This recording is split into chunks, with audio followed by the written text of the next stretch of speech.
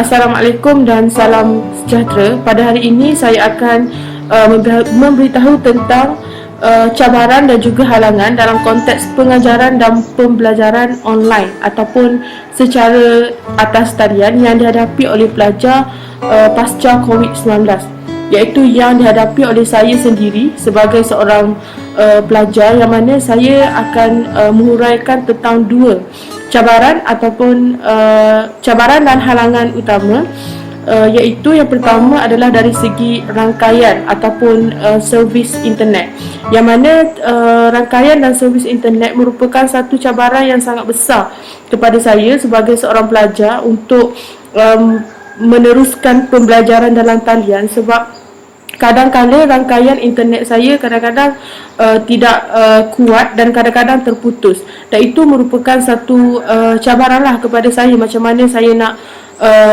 nak follow up kelas, nak catch up kelas tu supaya berkesan. Sebab kalau nak dibandingkan, memanglah pembelajaran dalam talian ni beza dengan pembelajaran secara bersemuka, sebab ia bergantung kepada kekuatan internet. Sebab di kawasan saya kekuatan internet ni tidaklah begitu kuat dan kadang-kadang ia terputus. Jadi bila ia terputus, kalau tambah lagi kalau pensyarah melaksanakan kuis dan ada limit masa untuk kuis, jadi semua tu merupakan satu cabaran lah. Macam mana saya nak pastikan bahawa saya berjaya untuk menghadapi kuis tersebut tanpa sebarang gangguan internet dan dapat disiapkan dalam tempoh masa yang telah ditetapkan. Jadi fokus saya juga berkurang, sebab saya terlampau fikir untuk pastikan supaya rangkaian internet saya ni sentiasa kuat. Jadi untuk saya dengar ketika pensyarah bercakap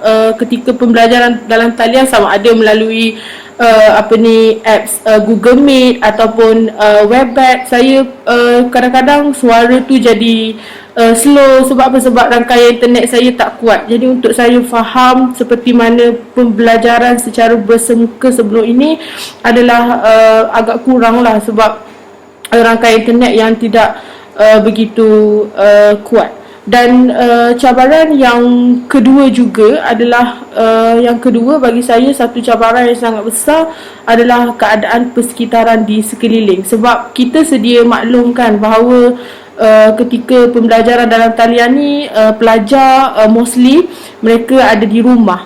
Jadi suasana di rumah tu bukanlah satu suasana yang formal, tidak seperti pembelajaran di kuliah di tempat belajar. Sebab kadang-kadang ada suara yang bising, sebab kita kan berada dalam rumah kan dalam keadaan yang agak ramai, ada orang luar. Jadi bunyi di luar juga memberi satu kesan jugalah untuk betul-betul faham. Dia lebih sebenarnya, kalau persekitaran di sekeliling ni, dia lebih mengganggu fokus saya sebagai seorang pelajar. Macam mana saya nak fokus apa yang disampaikan oleh pensyarah, seperti mana saya fokus sebelum ini ketika bersemuka, ketika belajar secara bersemuka di dalam kuliah. Jadi bila suasana bising, persekitaran yang bising, semua tu memberi gangguan lah, bukan sedikit tetapi bagi saya agak banyak lah. Sebab kita kadang-kadang kita nak suasana yang sunyi, yang hanya dengar suara pensyarah saja ketika pembelajaran itu sedang berlangsung. Tetapi akibat daripada berada dalam suasana yang tidak formal, berada di dalam kelas, jadi tidak berada dalam kelas, berada di rumah, jadi benda tu pastilah memberi satu kesan yang cukup besar kepada saya.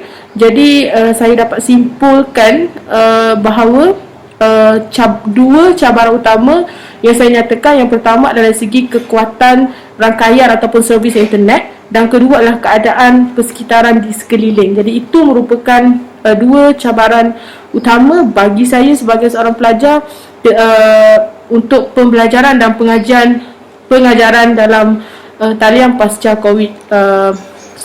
Sekian, terima kasih.